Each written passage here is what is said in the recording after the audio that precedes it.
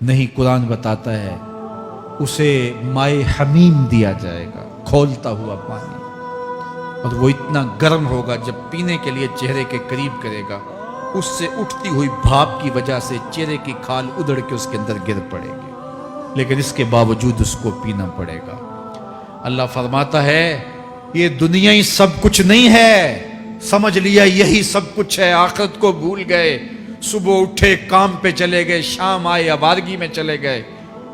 صدائیں آتی رہی حی علی الصلاح حی علی الفلاح، کوئی پرواہ نہیں کی، نہ پیشانیوں نے سجدے کیے، نہ سوچوں میں پاکیزگی آئی، زندگی یوں گزار کے چلے گئے۔ ایسے نہیں، کہا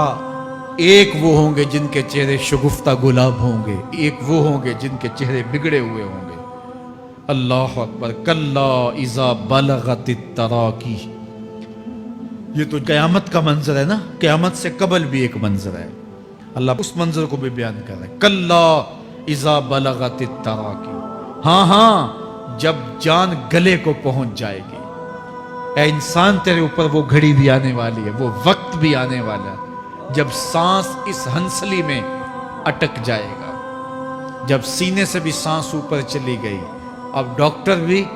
لا علاج قرار دے رہے ہیں کہ اب علاج نہیں رہا ہے، جان بس اب نکلنا چاہ رہی ہے، اور کہا جائے گا کوئی جھاڑ پھونک والا بلاؤ، اب ڈاکٹروں نے تو جواب دے دیا، اب سانس اٹک گئی گلے میں، چند لمحوں کی مہمان ہے، اب ڈاکٹروں نے کہا اب ہماری جانب سے لا علاج ہو گیا، اب لے جاؤ اس کو گھر، یا وینٹیلیٹر پہ ڈال دیتے ہیں اس کو، بس اب ہماری جانب سے کوئی اس کا علاج نہیں ہے۔ اب گھر والے روتے ہیں، کہتے ہیں کوئی جھاڑ پھونک والا لاؤ، کوئی دم والا لاؤ، شاید وہ کوئی دم کرے تو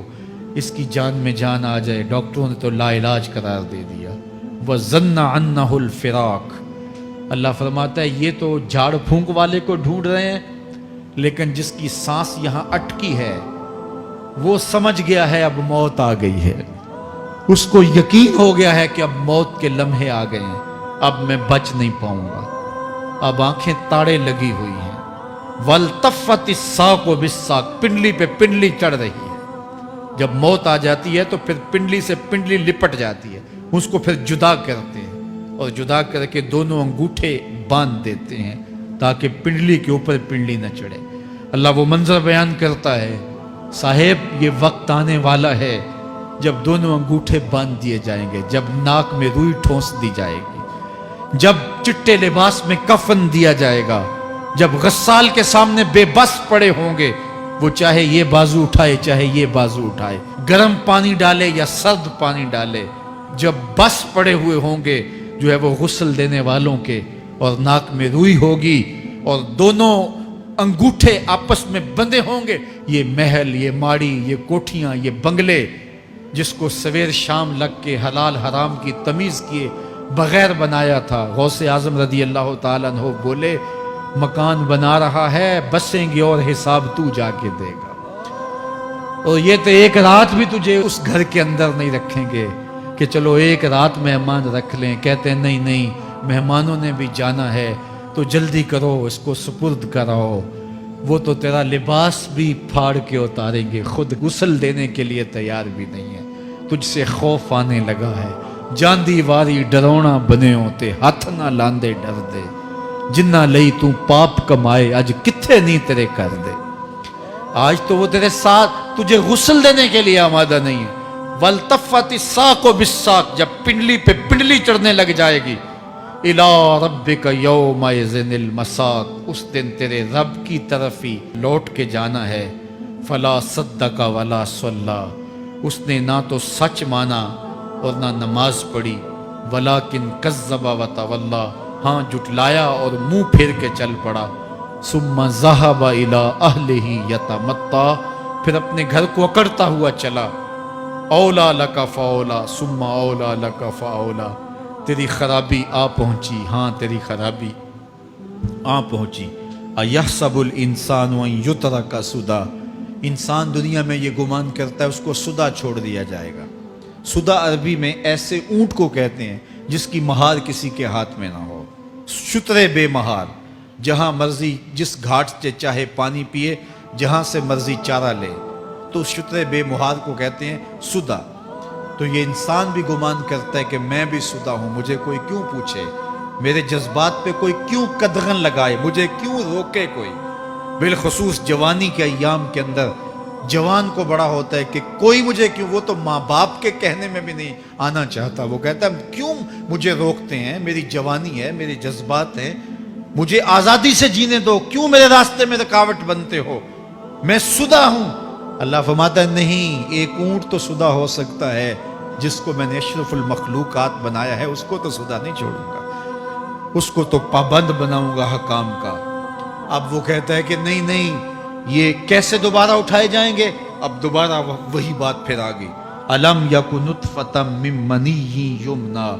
अल्लाह फरमाता है एक बूंद थी ना, पानी का एक कतरा था जो रहम मादर में रखा गया,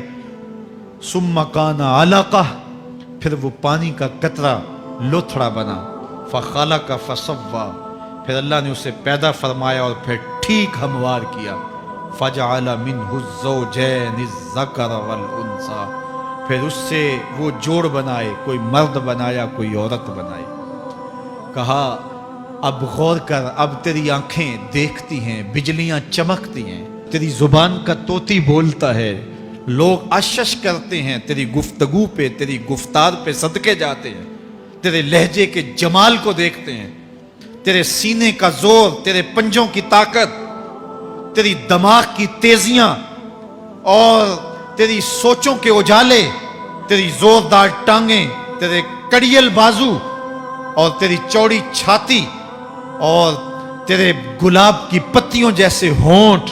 ऐ इंसान, ये सब कुछ कहां तराशा गया? मां के रहम में, उस तारीकी में जो 3 पर्दों में थी। तेरा सर तेरे घुटनों में था और तेरे रब ने वहां तेरे अंदर नस्वानियत या रजूलियत की सलाहियतें पैदा की, तेरी आंखों में चमक पैदा की, तेरे कानों में नगमे बखेरे, तेरी जुबान के पट्ठों पे कुव्वते जायका रखी, तुझे बोलने की सलाहियत दी, तेरे पंजों में जोर रखा। आज तू मुफ्ती शहर है, आज तू अलामतु दाहर है, आज तू काज़ीउल कज़्ज़ात है, आज तू मिनिस्टर है, आज तू वजीर आजम है, आज तू पहलवान है, आज तू शहजादा है, आज तू बादशाह है, आज तू जोरावर है, आज तेरी ताकत के क्या कहने। आज शेरों को तू नचा लेता है, हाथियों को तू बैठा लेता है, आज तू बड़ा जोरावर घुड़सवार है, आज तेरी ताकत के क्या कहने। तू कुश्ती करता है, जमाना देखने आता है, आज तेरी ताकत के शोहरे हैं, तेरी अजमत के तंतने हैं। लेकिन इंसान, तू एक नापाक कतरा था और रहम मादर में था। तेरे अंदर ये रंग किसने भरे? तेरे कानों में नगमे किसने रखे? तुझे दिमाग की कुव्वतें किसने दी? जुबान को बोलना किसने सिखाया? आंखों में तवानाइयां किसने रखी? तेरी जुबान का तोती बोलता है, ये सलीके किसने दिए? फिर अल्लाह फरमाया, कितना जोरदार बयान है, अलैसा ज़ालिका बिक़ादिरिन अला अन युहयियल मौता। जो मां के पेट में एक नुत्फे को एक खूबसूरत इंसान बना सकता है, हड्डियों को जोड़ के दोबारा इंसान नहीं बना सकता? क्या वो दोबारा तुझे खड़ा नहीं कर सकता अपने सामने पेश होने के लिए? जिसके हुक्मों को तूने तोड़ा है, जिसके फरामीन का तूने मजाक उड़ाया है, क्या वो इतना ही बेबस है कि अपने हुजूर तुझे जो है वो खड़ा ही नहीं कर सकता है? जिस रब ने तुझे मां के शिकम में शक्ल दी, हजरत शेख फरीदुद्दीन अत्तार बोलते हैं, साने किस्ती सलाती मी शवद, ऐसा कारीगर है मट्टी से बादशाह बना डालता है। उसने मट्टी से दारा और सिकंदर बनाए, उसने मट्टी से जो है वो रुस्तम और सहराब बनाए, उसने मट्टी से क्या क्या बना दिया जो मट्टी से बादशाह बना सकता है। जो नुत्फाए रहमे मादर से जो है वो शक्ल और सूरत और रंग और जमाल बना देता है। तेरी सूरत निखरती है, तेरे होंठ गुलाबी हैं और तेरी नरगसी आंखें हैं, तेरे रेशमी बाल हैं और तेरी खूबसूरत रंगत है। तू चाल चलता है तो लगता है कयामत चल रही है।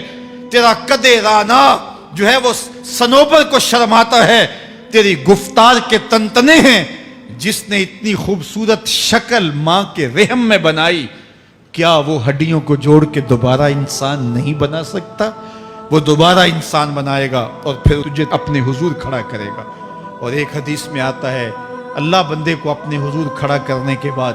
اپنے سامنے سے ہٹنے نہیں دے گا جب تک 5 سوال نہیں پوچھ لے گا۔ ان عمرہ ہی فیما افنا ہو، اس کی عمر کے بارے میں پوچھے گا کہاں ضائع کی، میں نے تجھے زندگی دی 60 سال 70 سال 40 سال 50 سال، اس زندگی کو کہاں گزار کے آیا ہے۔ ان شباب ہی فیما ابلا ہو، اس کی جوانی کے بارے میں پوچھا جائے گا جوانی کہاں گزار کے آیا ہے، مجنوں تو نہیں بنا رہا، خواہشات کا اسیر تو نہیں ہو گیا،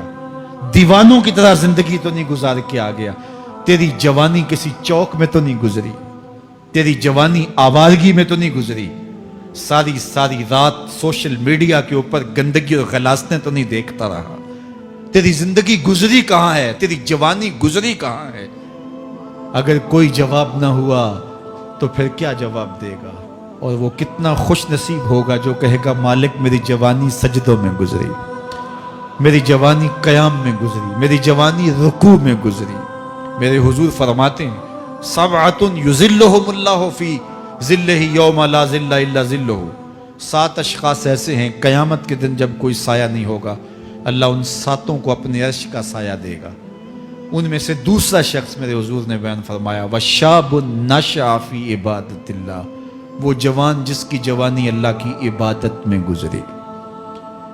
جوانوں اپنی زندگی کو مالک کی دہلیز پہ لے آؤ، جوانی وہی ہے جو مالک کی چوکھٹ پہ گزرے۔ اپنے دل کا تعلق جوڑو، عشق کرنا ہے تو پھر آمنہ کے لال سے کرو، محبت کا رشتہ ان سے جوڑو، تعلق کا ربط ان سے قائم کرو، جوانی کو دین کی راہ پہ ڈالو۔ اللہ اکبر، سنو میرے حضور کا فرمان، انا حبیب اللہ، میں اللہ کا حبیب ہوں۔ پھر فرمایا الشاب التائب حبیب اللہ، جو جوان جوانی میں توبہ کرے وہ بھی اللہ کا حبیب ہے۔ آؤ اللہ کے حبیب بن جاؤ، اللہ کے حبیب بن جاؤ، اللہ کے حبیب بن جاؤ، اللہ کے محبوب بن جاؤ۔ لیلۃ القدر کی گھڑیاں ہیں، رات کا پچھلا پہر ہے، اللہ کے حضور یہ عہد کر کے اٹھو مالک جو زندگی گزر گئی، آئندہ جوانی کا ایک ایک لمحہ تیرے لیے گزرے گا، جیوں گا تو تیرے لیے، مروں گا تو تیرے لیے، میری ایک ایک سانس تیرے نام وقف ہوئی، میری زندگی کی ایک ایک ساتھ تیرے نام وقف ہوئی، میں اپنا سب کچھ تیرے لیے پیش کرتا ہوں۔ میری زندگی کا مالک بھی تو ہے، میری موت و حیات کا خالق اور مالک بھی تو ہے، یہ زندگی تو نے دی، تیری امانت ہے، تیرے حضور ہی پیش کرتا ہوں۔